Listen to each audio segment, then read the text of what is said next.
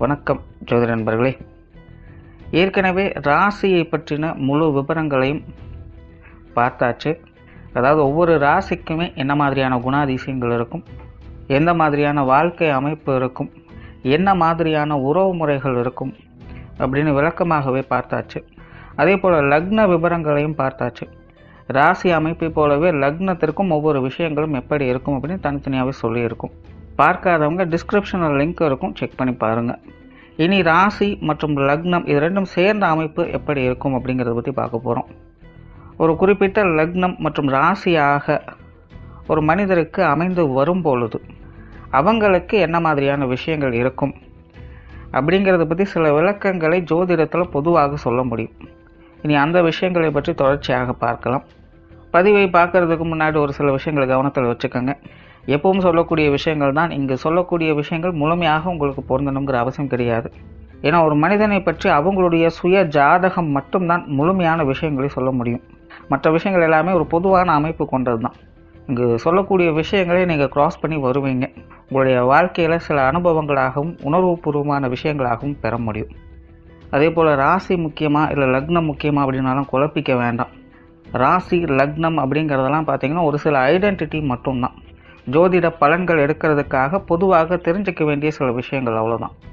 மற்றபடி 9 கிரகங்கள் 12 கட்டம் 27 நட்சத்திரங்கள் கொண்ட ஒரு அமைப்பு தான் நமக்கு முழுமையாக முக்கியம். அதுதான் ஒவ்வொரு செகண்டும் நமக்கு தேவையான எல்லா விஷயங்களையும் தீர்மானிக்கிறது. அதனால் ராசி முக்கியமாக இல்லை லக்னம் முக்கியமாக அப்படின்னாலும் குழப்பிக்காதீங்க.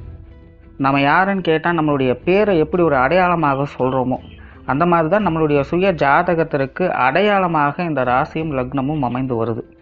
மற்றபடி இங்கே எல்லாமே முக்கியம் அப்படிங்கிறத மனசில் வச்சுக்கோங்க.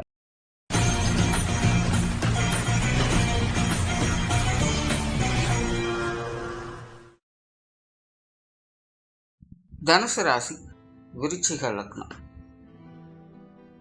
கோபம் இருக்கிற இடத்துல தான் குணம் இருக்கும் அப்படின்னு சொல்லுவாங்க. ஸோ இந்த ஒரு வாக்கியத்தை இந்த தனுசு ராசி விருச்சிக லக்னத்தில் பிறந்தவர்களுக்கு முழுமையாக பொருத்தி பார்க்க முடியும். ஏன்னா இவங்களுடைய இயற்கை சுபாவம் அப்படிங்கிறது கொஞ்சம் முரட்டு சுபாவமாக இருந்தாலும் கூட மனதளவில் இவங்க ரொம்பவுமே பக்குவப்பட்டவங்க, அமைதியானவங்க, சமாதானத்தை விரும்பக்கூடியவங்களாகத்தான் இருப்பாங்க. கிட்டத்தட்ட சாதுக்கள் போல நல்ல ஞான நிலையை பெற்றவங்களாகவும் இவங்க இருப்பாங்க. பெரும்பாலும் இவங்களுடைய இளமை காலம் அப்படிங்கிறது கொஞ்சம் போராட்டமாகத்தான் இருக்கும். அதாவது இங்கே போராட்டம் அப்படிங்கிறது வெறும் கஷ்ட நஷ்டங்களை மட்டும் சொல்கிறது கிடையாது. ஒரு சரியான வழிகாட்டுதல் இல்லாமல் என்ன செய்கிறோம் என்ன பண்ணுறோம் அப்படிங்கிறதே தெரியாமல் எங்கே போயிட்டுருக்கோம் அப்படின்னு தெரியாமல் சும்மா தாண்டோன்தனமாக அவங்க பாட்டுக்கு இருந்துக்கிட்டு இருப்பாங்க. சிலர்லாம் பார்த்திங்கன்னா ரொம்பவுமே ரிசர்வ் டைப்பாக இருப்பாங்க, இல்லைன்னா ஆன்மீக விஷயங்களில் ஈடுபட்டுக்கிட்டு இருப்பாங்க, இல்லைன்னா சதாசர்வ காலம் ஏதோ ஒன்று சம்மந்தம் இல்லாமல் யோசிச்சுக்கிட்டே இருப்பாங்க. வெகு சிலருக்கு மட்டும்தான் இந்த அமைப்புகள் அவங்களுக்கு சாதகமான நிலை. இன்னும் கிளியராக சொல்லணும் அப்படின்னா சுய ஜாதகத்தில் அவங்களுக்கு கிரக அமைப்புகள் சாதகமாக இருந்தது அப்படின்னா இவங்க இந்த மாதிரியான ஆக்டிவிட்டீஸில் இருக்கும்போது அது பிற்காலத்தில் அவங்களுக்கு உபயோகப்படும்படியான விஷயங்களாக மாறும். அப்படி இல்லை அப்படிங்கிற பட்சத்தில் இதெல்லாம் பார்த்திங்கன்னா ஒரு காலத்தில் ஒரு டைம் வேஸ்ட் மாதிரி அவங்களுக்கு ஆகிடும். பட் பிற்காலத்தில் இந்த தனுசு ராசி விருச்சிக லக்னத்தில் பிறந்தவங்க அதனை உபயோகப்படுத்திக்க முடியும். அதாவது அவங்களுடைய வாழ்க்கைக்கு சரியான வழி என்ன அப்படிங்கிறத புரிஞ்சுப்பாங்க, வாழ்க்கையினோட நிலை என்ன அப்படிங்கிறத தெரிஞ்சுப்பாங்க, ஒரு ஸ்டெபிளான லைஃப்பை எடுத்துக்கொள்வாங்க. பட் அதுக்கான ஸ்ட்ரகிள்ஸ் இவங்களுக்கு ஆரம்ப காலகட்டங்கள்லேயே கிடைக்க ஆரம்பிச்சிடும்.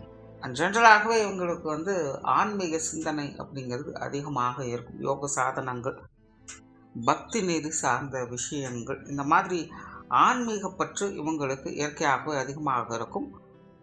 ஒரு சிலருக்கு மட்டும், அதாவது இந்த நெகட்டிவ் கிரகங்களுடைய ஆதிக்கம் அவங்களுடைய ஜாதகத்தில் இருந்தது அப்படின்னா நாத்திகர்களாகவும் இருப்பாங்க. அதாவது எப்படின்னா கடவுளை திட்டிக்கிட்டாவது அவங்க கடவுளை பற்றி நினச்சிக்கிட்டு தான் இருப்பாங்க. ஸோ இது ஜாதகத்தில் நெகட்டிவ் கிரகங்களுடைய ஆதிக்கம் இருக்கும் பொழுது இந்த மாதிரி கொஞ்சம் கான்ட்ரவர்சியான மனநிலைகள் அப்படிங்கிறது அவங்களுக்கு ஏற்படும். ஆனால் அதே போல் இந்த தனுசு ராசி விருச்சிக லக்னத்தில் பிறந்தவங்களுக்கு பற்று அப்படிங்கிறது கொஞ்சம் அதிகமாக இருக்கும். இன்னும் சொல்லப்போனால் குடும்ப பற்று அப்படிங்கிறது இவங்களுக்கு அதிகமாக இருக்கும். சிம்பிளாக ஒரே வார்த்தையில் முடிக்கணும் அப்படின்னா இவங்களுடைய மொத்த உலகமுமே இவங்களுடைய குடும்பம் மட்டும்தான். அந்த அளவுக்கு இவங்களுக்கு இந்த குடும்ப பற்று அப்படிங்கிறது அதிகமாக இருக்கும்.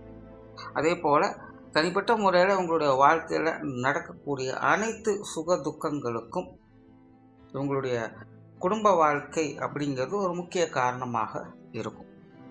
சிம்பிளாக சொல்லணும்னா, இவங்களுடைய குடும்ப வாழ்க்கை நல்லபடியாக இருந்தது அப்படின்னா இவங்க நல்லா இருப்பாங்க. குடும்ப வாழ்க்கை சரியில்லை அப்படிங்கிற பட்சத்தில் இவங்களுடைய நிலையும் பரிதாப நிலை தான். பொதுவாகவே இந்த விருச்சிக ராசி, விருச்சிக லக்னத்தில் பிறந்தவங்கெல்லாம் பார்த்தீங்கன்னா கொஞ்சம் உணர்ச்சியற்ற நிலைகளில் தான் வேலை செய்வாங்க. ஒரு பற்றற்ற நிலைகளில் தான் அவங்களுடைய சிந்தனை அப்படிங்கிறதுக்கும் அவ்வளோ சீக்கிரம் எதுவும் ஒட்ட மாட்டாங்க. பட் இந்த தனுசு ராசி, விருச்சிக லக்னம் அப்படின்னு வரும்பொழுது இங்கே கடமை கண் போன்றது அப்படிங்கிற மாதிரி ஆயிடும். ஒரு விதத்தில் கர்ம வீரர்கள், காரிய வீரர்கள் அப்படின்னு கூட இவங்களை சொல்லலாம். பட் என்னென்னா இவங்க பந்தங்களில் மூழ்கக்கூடியவங்களாக இருப்பாங்க. இவங்களுக்கு அந்த பற்றற்ற நிலை அப்படிங்கிறது அவ்வளோ சீக்கிரம் வேலை செய்யாது. இந்த இல்வாழ்க்கைக்குள் மூழ்கக்கூடிய தன்மை அப்படிங்கிறது இவங்களுக்கு இயற்கையாகவே ஏற்பட்டுடும். ஸோ இவங்களுக்கு சுயஜாதகம், கிரக அமைப்புகள் நல்லபடியாக இருந்ததுன்னா இவங்களுக்கு ஒரு நல்ல இல்வாழ்க்கை அமையும். நல்ல சந்தோஷமான குடும்ப வாழ்க்கையை பெற்று, குடும்ப உறவுகளை பெற்று திருப்திகரமான வாழ்க்கையை வாழ்வாங்க. அதாவது இங்கே ஆடம்பரம், காசு, பணம் இதெல்லாம் அப்பாற்பட்ட ஒரு விஷயம்தான். காசு என்னங்க பெருசு, மனுஷங்க தான் முக்கியம், மனசு தான் முக்கியம் அப்படின்னாலாம் இவங்க சொல்லுவாங்க. உண்மை நிலையும் அதுதான். ஸோ ஜாதக அமைப்பு நல்லபடியாக இருந்ததுன்னா இல்வாழ்க்கை அப்படிங்கிறது உங்களுக்கு நல்லபடியாகவே அமைஞ்சிடும். இல்லாதவங்க தான் அதை தேடி ஓடிக்கொண்டே இருப்பாங்க. நல்ல ஆக்டிவான பர்சன் தான். நல்ல சிந்தனை ஆற்றல் இவங்களுக்கு உண்டு. முன்னாடியே சொன்ன மாதிரி கடமை கண் போன்றது அப்படிங்கிற மாதிரி இவங்களுடைய கடமைகளை உறுத்தான நேரத்தில் கரெக்டாக செஞ்சு முடிக்கக்கூடிய திறன் பெற்றவங்களாக இருப்பாங்க. தனக்கு வருதோ இல்லையோ, கிடைக்குதோ இல்லையோ, தன்னுடைய கடமையை தான் கரெக்டாக செஞ்சிடணும் அப்படிங்கிற சிந்தனை இவங்களுக்கு அதிகம் உண்டு. அதே போல் டைமை கீப்பப் பண்ணக்கூடியவங்க, வழி வழியாக வரக்கூடிய பழக்க வழக்கங்களை இவங்க பின்பற்றக்கூடியவங்க. இன்னும் சொல்ல போனால் இவங்க ஒரு செட் ஆஃப் ரூல்ஸை அமைச்சிக்கிட்டு அதுக்குள்ளே தான் வாழ்க்கையை நடத்துவாங்க. அதாவது பறந்து விரிந்த சுதந்திர மனப்பான்மை அப்படிங்கிறதெல்லாம் இவங்களுக்கு கிடையாது. எதாக இருந்தாலும் ஒரு லிமிட்டோடு இருக்கணும் அப்படின்னு தான் எதிர்பார்ப்பாங்க. ஒரு லெவலுக்கு மேலே நீங்களும் கிராஸ் பண்ணாதீங்க, நானும் கிராஸ் பண்ண மாட்டேன் அப்படிங்கிற மாதிரி தான் உங்களோட குணாதிசயம் இருக்கும். பேச்சுவார்த்தைகளில் விருப்பமுடையவங்க, சொன்ன சொல்லை காப்பாற்றணும் அப்படின்னு போராடக்கூடியவங்க. அதே போல் பேச்சு ஆற்றல் அப்படிங்கிறது இவங்களுக்கு அதிகமாகவே இருக்கும். சொத்து சுகங்கள், கல்வி சார்ந்த விஷயங்கள், பொருளாதார ரீதியான விஷயங்கள் இதெல்லாமே பார்த்திங்கன்னா இவங்களுக்கு ஒரு அளவான அமைப்புகள் நல்லபடியாக செயல்படும் அப்படின்னு கூட சொல்லலாம். அதாவது அந்தந்த கால நிலைகளுக்கு ஏற்ப பட்ட படிப்புகளை பெறக்கூடிய அமைப்புகள், சொத்து சுகங்களை உருவாக்கக்கூடிய அமைப்புகள் இதெல்லாமே உங்களுக்கு உருவாகும். சுய சம்பாத்திய அமைப்புகள் அப்படிங்கிறது உங்களுக்கு ஏற்படும். பட் என்னென்னா ஜென்ரலாக அவங்க மெட்டீரியலிஸ்டிக்காக இருக்க மாட்டாங்க, சென்டிமெண்டலாக தான் இருப்பாங்க. உறவுகளுக்கு தான் முக்கியத்துவம் கொடுப்பாங்க. அதனால் இந்த சொத்து சுகங்கள், பொருளாதார ரீதியான விஷயங்கள் இதெல்லாமே பார்த்திங்கன்னா எங்களுக்கு இருப்பதும் இல்லாமல் இருப்பதும் ஒரு பெரிய விஷயம் கிடையாது அப்படிங்கிறது தான் நீங்கள் புரிஞ்சுக்கணும். அண்ட் பொது விஷயங்கள் மற்றும் பொது காரியங்களில் இவங்களுக்கு ஈடுபாடுகள் அப்படிங்கிறது கொஞ்சம் குறைவு தான். ஏன்னா பெரும்பாலும் எங்கே சுற்றினாலும் திரும்ப திரும்ப தன்னுடைய குடும்ப நிலைகளுக்கே இவங்க திரும்ப வந்துடுவாங்க. ஸோ வெளியில் எங்கே சுற்றினாலும் கடைசிக்கு வீட்டுக்கு வந்து தானே சேரணும் அப்படின்னு சொல்லுவாங்க. அந்த மாதிரி தான் இவங்களுடைய பொது வாழ்க்கையும் இருக்கும். ஸோ வெளியில் ஈடுபாடுகள் அப்படிங்கிறது ஒரு அளவுக்கு தான் உண்டு. அதே போல் மற்றவங்களோட பழக்க வழக்கங்கள் அப்படிங்கிறது கூட கொஞ்சம் டிஸ்டன்ஸ் கீப்பப் பண்ணுற மாதிரி தான் இருக்கும். அதாவது நல்லா டீப் இன்வால்மெண்ட்டோடு பழகிறாங்க அப்படின்னு சொல்லவே முடியாது. அதாவது மதிப்பு மரியாதையோடு இருப்பாங்க, எல்லாத்துக்கும் தெரிஞ்ச ஒரு நபராக இருப்பாங்க. பட் டீப் இம்பேக்ட் அப்படிங்கிறது யாருக்கிட்டையுமே ஏற்படாது. அதனால் இந்த புற வாழ்க்கை சார்ந்த விஷயங்கள் உங்களுக்கு ஈடுபாடுகள் அப்படிங்கிறது ஒரு அளவுக்கு தான் இருக்கும். பிரயாணம் சார்ந்த விஷயங்களில் விருப்பமுடையவங்க, பிரயாணங்களில் ஆதாயங்களும் அனுகூலங்களையும் பெறக்கூடியவங்க. இன்னும் சொல்ல போனால் இவங்க குடும்பத்தோடு ட்ராவல் பண்ணக்கூடியவங்களாக இருப்பாங்க. எங்கே போனாலும் குடும்பத்தோடு ஒற்றுமையாக போய் ஒற்றுமையாக வரக்கூடியவங்களாக இருப்பாங்க. அண்ட் காரிய ரீதியான விஷயங்களில் இவங்களுக்கு கொஞ்சம் ஒரு விதமான அவசரத்தனமும் கோபமும் இவங்களுக்கு உண்டு. பதறி காரியம் சிதறி போகும் அப்படிங்கிற மாதிரி சில விஷயங்களை செஞ்சு இவங்க கொஞ்சம் சிக்கலில் மாட்டிக்கிறதும் உண்டு. பட் இருந்தாலும் இவங்களுக்கு மன தெளிவு அப்படிங்கிறது உண்டு. எதை எப்போ செய்யணும், எப்படி செய்யணும் அப்படிங்கிற அந்த தெளிவும் உண்டு. ஸோ எதேச்சியாக இவங்களை அறியாமலே ஏதாவது ஒரு பிரச்சனைகளில் இவங்க மாட்டிக்கிட்டாலும் மன ரீதியாக அதுக்கு ஒரு சொல்யூஷனை கிடைக்கப்பெற்று அதில் தப்பிச்சு வெளி வரக்கூடிய அமைப்புகளும் இவங்களுக்கு முழுவதுமாக வேலை செய்யும். பட் இருந்தாலுமே கொஞ்சம் இந்த நிதானம் இல்லாமல் அவசரப்பட்டு செய்யக்கூடிய விஷயங்கள்லாம் கொஞ்சம் கவனம் எடுத்துக்கிறது நல்லது. ஏன்னா பிரச்சனைகளுக்கு சொல்யூஷன் கிடைக்குது அப்படிங்கிறது நல்ல விஷயம் தான். பட் அதுக்காக திரும்ப திரும்ப பிரச்சனைகள் உருவாக்கிக்கிட்டே இருக்கணும் அப்படிங்கிறது அவசியம் கிடையாது இல்லைங்களா? அதனால் இவங்க கொஞ்சம் கவனத்தோடு இருக்கிறது இந்த விஷயங்கள் நல்லது. அந்த குடும்ப வாழ்க்கையை பொறுத்த வரைக்கும் இவங்களுக்கு ஒரு சாதகமான அமைப்புகள் தான். ஜென்ரலாகவே உங்களுடைய பிறப்பு அமைப்பே பார்த்தீங்கன்னா குடும்ப வாழ்க்கை அனுபவிக்கிறதுக்காக பிறப்பெடுத்தவங்க. ஸோ அதனால் இவங்களுக்கு சுய ஜாதகம் அப்படிங்கிறது சப்போர்ட் பண்ணிச்சு அப்படின்னா நல்ல ஒரு குடும்ப வாழ்க்கையை அனுபவிக்க பெற்றவங்களாகவே இருப்பாங்க. அண்ட் பெரும்பாலும் இவங்களுடைய குடும்பத்தில் ஆன்மீக சிந்தனைகள் அப்படிங்கிறது மேலோங்கியே இருக்கும். ஆன்மீக ரீதியாக சேவை செய்து வரக்கூடிய பரம்பரைகளிலிருந்து இவங்க வரக்கூடியவங்களாக இருப்பாங்க, அல்லது அந்த மாதிரியான பரம்பரைகளை உருவாக்கக்கூடியவங்களாகவும் இவங்க இருப்பாங்க. சிலர்லாம் பார்த்திங்கன்னா தன்னுடைய குடும்பம், தன்னுடைய வாரிசுகள் அனைத்துமே பார்த்திங்கன்னா இந்த கோயிலுக்கு சொந்தம், இந்த கடவுளுக்கு சொந்தம், இல்லை மடத்துக்கு சொந்தம் அப்படிங்கிற மாதிரிலாம் எழுதி வச்சுட்டு போவாங்க. ஸோ அந்த மாதிரியான அமைப்புகள்லாம் பார்த்திங்கன்னா இந்த விருச்சிக லக்னம் தனுசு ராசியில் பிறந்தவங்களுக்கு உண்டு. குடும்பத்தோடு சேர்ந்து திருப்பணிகள் செய்யக்கூடிய அமைப்பு, சேவைகள், தான தர்மங்கள் செய்யக்கூடிய அமைப்புகள் இவங்களுக்கு உண்டு. மேலே அந்த மாதிரியான விஷயங்களில் இவங்க ஈடுபடும் பொழுது இன்னுமே அவங்களுடைய வாழ்க்கை அப்படிங்கிறது சிறப்பாகவே அமையும். பெற்றோர்கள் சார்ந்த விஷயங்கள் இது இவங்க கொஞ்சம் சாதகமாக இருக்கும். பெற்றோர்கள் வாக்கில் சுக அனுபவங்களை பெற்று வாழக்கூடியவங்களாக இருப்பாங்க. அவங்களுடைய சப்போர்ட் அப்படிங்கிறது எப்போவுமே இருக்கும். இவங்களுக்கும் அவங்களுடைய சப்போர்ட் அப்படிங்கிறது எப்போவுமே இருக்கும். இன்னும் சொல்லப்போனால் இவங்களுடைய வயதிற்கு ஏற்ப பெற்றோர்களுடைய அரவணைப்பை கிடைக்க பெற்றவங்களாக இவங்க இருப்பாங்க. இவங்களுடைய தந்தை ரொம்பவுமே சோஷியலாக பழகக்கூடியவங்களாக இருப்பாங்க. பொருள் பற்று அப்படிங்கிறது அவங்களுக்கு கொஞ்சம் அதிகமாகவே இருக்கும். இந்த காசு பண்ண விஷயங்களில் கொஞ்சம் அதிக ஆர்வம் காட்டக்கூடியவங்களாக இருப்பாங்க. இவங்களுடைய தாயார் அப்படின்னு பார்க்கும்பொழுது அவங்களுக்கும் இந்த பொருள் ரீதியான விஷயங்களில் கொஞ்சம் ஆர்வம் அப்படிங்கிறது இருக்கும். பட் இருந்தாலுமே அதை மோட்டிவாக வச்சு செயல்படக்கூடியவங்களில் அவங்களுக்கு கொஞ்சம் இன்ட்யூஷன் பவர் அப்படிங்கிறது இருக்கும். அதே போல் உடன்பிறப்புகள் சார்ந்த விஷயங்கள் அவங்களுக்கு ஈடுபாடுகள் அதிகமாகவே இருக்கும். ஸோ ஜென்ரலாக இவங்களுக்கு பெற்றோர்கள் சார்ந்த விஷயங்கள் அப்படின்னு வரும்போது கொஞ்சம் சாதகமான நிலைகளே வேலை செஞ்சுக்கிட்டு இருக்கும். ஆனால் உடன்பிறப்புகள் அப்படின்னு வரும்பொழுது உடன்பிறப்புகள் வகையில் சாதகமான அமைப்புகள் அப்படிங்கிறது இவங்களுக்கு உண்டு. குறிப்பாக மூத்த உடன்பிறப்புகள் இவங்களுக்கு ரொம்பவுமே சப்போர்ட்ஃபுல்லாக இருப்பாங்க அப்படின்னு சொல்லலாம். நார்மலாகவே இந்த விருச்சிக ராசி, விருச்சிக லக்னக்காரங்களுக்கு மூத்த உடன்பிறப்புகளுடைய அமைப்பு அப்படிங்கிறது ஒரு பாசிட்டிவ் வைப்ரேஷனை கொடுக்கும் அப்படின்னு கூட சொல்லலாம். ஏன்னா மற்ற யாரால் இவங்களுக்கு புரிஞ்சு கொள்ள முடியுதோ இல்லையோ, இவங்களை அனுசரித்து போக முடியுதோ இல்லையோ, இந்த மூத்த உடன்பிறப்புகள் அப்படின்னு வரும்போது அவங்களுக்கு இவங்களை கொஞ்சம் புரிஞ்சுக்கிட்டு அனுசரித்து போகக்கூடியவங்களாக இருப்பாங்க. அது இயற்கையாகவே இந்த விருச்சிக ராசி, விருச்சிக லக்னத்துக்கு உண்டு. ஸோ அந்த வகையில் இந்த விருச்சிக லக்னம் தனுசு ராசியில் பிறக்கக்கூடியவங்களுக்கு இந்த உடன்பிறப்புகளுடைய அமைப்புகள் அப்படிங்கிறது கொஞ்சம் நல்ல முறையிலே வேலை செய்யும்னு சொல்லலாம். நார்மலாகவே பார்த்திங்கன்னா இந்த தனுசு ராசியில் பிறந்தவங்களுக்கு இது கொஞ்சம் கான்ட்ராஸ்ட்டாக வேலை செய்யும். இந்த உடன்பிறப்புகள் சார்ந்த விஷயங்கள் தான் தனுசு ராசிக்காரங்க ரொம்பவுமே பிரச்சனைகளை சந்திக்கக்கூடியவங்களாக இருப்பாங்க. இன்னும் சொல்லப்போனால் அது மூத்தவங்களாகட்டும், இளையவங்களாகட்டும், உடன்பிறப்புகள் அப்படின்னால இங்கே ஏதோ ஒரு பிரச்சனைகள் இருந்துக்கிட்டு தான் இருக்கும். ஸோ அதனால் இவங்க மன ரீதியாக உடன்பிறப்புகள் வகையில் சின்ன சின்ன மனக்குறைகளை பார்க்கக்கூடியவங்க தான். பட் யதார்த்த வாழ்க்கையில் உடன்பிறப்புகளுடைய சப்போர்ட் அப்படிங்கிறது இவங்களுக்கு இருக்கவே செய்யும்.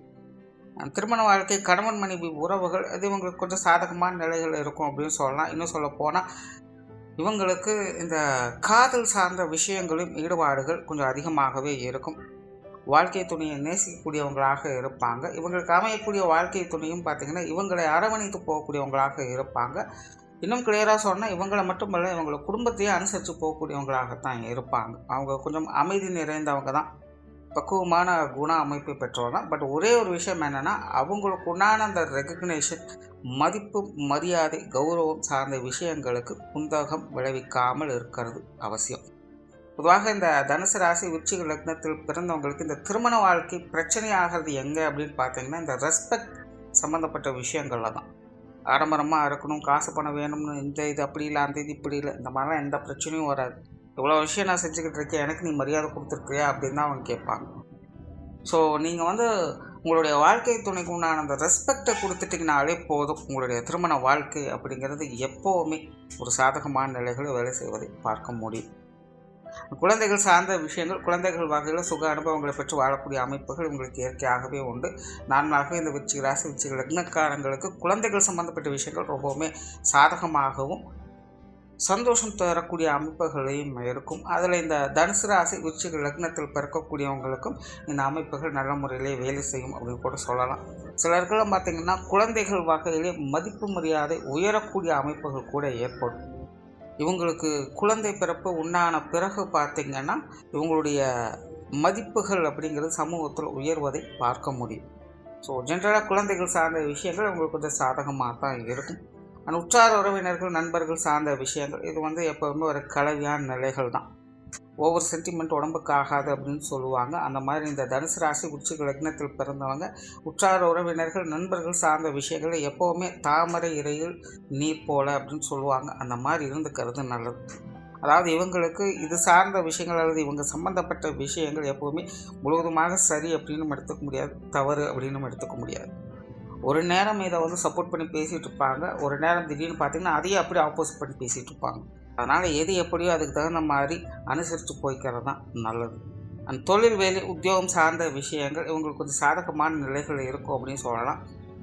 குறிப்பாக இந்த சர்வீஸ் சம்பந்தப்பட்ட விஷயங்கள், மற்றவங்களுக்கு உபயோகப்படும்படியான விஷயங்கள், மற்றவங்களுக்கு சேவை செய்யக்கூடிய விஷயங்கள், அது எந்த வகையில் வேணாலும் இருக்கலாம். ஸோ அந்த மாதிரியான அமைப்புகள் இவங்களுக்கு ரொம்பவுமே சிறப்பாக இருக்கும். வேலையாகட்டும் சுயதொழிலாகட்டும் எல்லாமே உங்களுக்கு சூட் ஆகக்கூடியதான். பட் இந்த வேலை அப்படின்னு வரும்போது முன்னாடி சொன்ன மாதிரி கொஞ்சம் அவசரப்பட செய்வாங்க. இந்த ஆத்திரக்காரன புத்தி மட்டும் அப்படிங்கிற மாதிரி சில விஷயங்கள் அவங்க இறங்கிடுவாங்க. விளைவுகளை பற்றி முன்பின் யோசிக்காமல் அப்படி அவசரத்தில் இறங்கிடுவாங்க. ஸோ இந்த மாதிரி பிரச்சனைகள்லாம் அவங்களுக்கு இருக்கும். ஆனால் அதே போல் வேலை தொழில் உத்தியோகம் அப்படின்னு வரும்பொழுது ரொம்ப ஸ்ட்ரிக்டாகவும் ஸ்ட்ரைட் ஃபார்வர்டாகவும் இருப்பாங்க. இது சில நேரங்கள் அவங்களுக்கு கொஞ்சம் பிரச்சனைகளாகவும் இருக்கலாம். அதனால் தொழில் வேலை உத்தியோகம் அப்படின்னு வரும்பொழுது கொஞ்சம் அட்ஜஸ்ட் பண்ணி போகக்கூடிய அந்த குணம் அப்படிங்கிறது தேவை. இன்னும் சொல்லப்போனால் மைண்ட் ரீதியாக ரொம்பவுமே கிளியராக இருப்பாங்க. இவங்க மனதளவில் அதெல்லாம் யோசிக்கக்கூடியவங்க தான். நான் அது பண்ணக்கூடாது அப்படின்னு நினைப்பாங்க. ஆனால் காரியம் அப்படின்னு வரும்போது இவங்க அப்படி தான் செய்வாங்க. அதுதான் இவங்களுடைய தொழில் வேலை உத்தியோகத்தில் ஒரு மைனஸாக இருக்கும். மனசில் நினைப்பாங்க, ஆனால் அதை வெளியில் செய்ய முடியாது. ஸோ அந்த மாதிரியான விஷயங்களை கொஞ்சம் ப்ராக்டிஸ் பண்ணி கண்ட்ரோலில் வச்சுக்கிறது நல்லது. வெளியூர் மற்றும் வெளிநாடு சம்மந்தப்பட்ட விஷயங்கள் உங்களுக்கு கொஞ்சம் சாதகமாக இருக்கும் அப்படின்னு சொல்லலாம். பொதுவாகவே இந்த தனுசு பிறந்தவங்களுக்கு இந்த வெளிநாடு யோகம் அப்படிங்கிறது நல்லபடியாகவே வேலை செய்யும். அந்த வகையில் இந்த தனுசு ராசி விருச்சிக லக்னத்தில் பிறந்தவங்களுக்கும் இந்த அமைப்பு அப்படிங்கிறது நல்லபடியாகவே இருக்கும். ஸோ ஓவராலாக இந்த தனுசு ராசி விருச்சிக லக்னத்தில் பிறந்தவங்க ஒரு சராசரியான யதார்த்த வாழ்க்கையை வாழ்வதற்காக பிறப்பெடுக்கக்கூடியவங்க. ஸோ சுய ஜாதகம் அவங்களுக்கு சப்போர்ட் பண்ணிச்சு அப்படின்னா அவங்களுடைய வாழ்க்கை அப்படிங்கிறது சுக அனுபவங்களை பெறக்கூடிய அமைப்புகள் இருக்கும். அப்படி இல்லை அப்படின்னா அவங்க அந்த யதார்த்த வாழ்க்கையை தேடி ஓடிக்கொண்டே இருப்பாங்க. நன்றி, வணக்கம், வாழ்க வளமுடன்.